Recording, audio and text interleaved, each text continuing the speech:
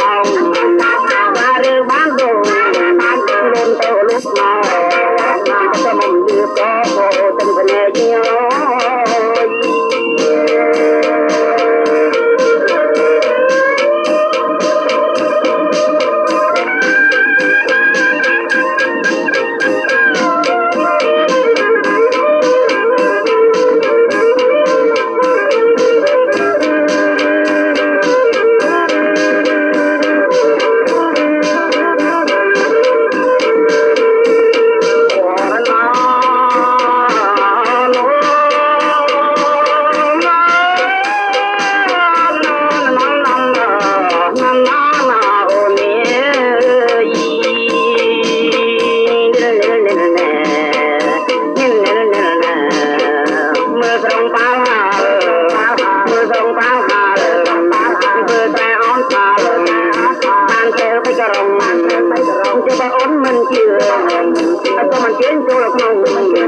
man thơ bây giờ đồng chi phòng lộn phòng ơi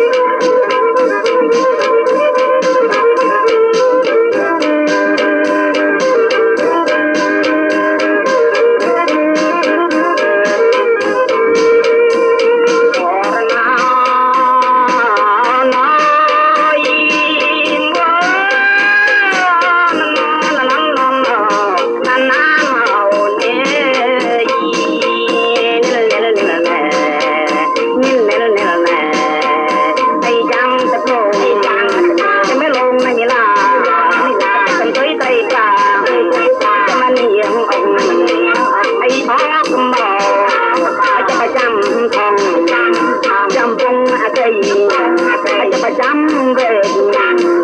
ba tập bé mà rồi tung tay chung đằng con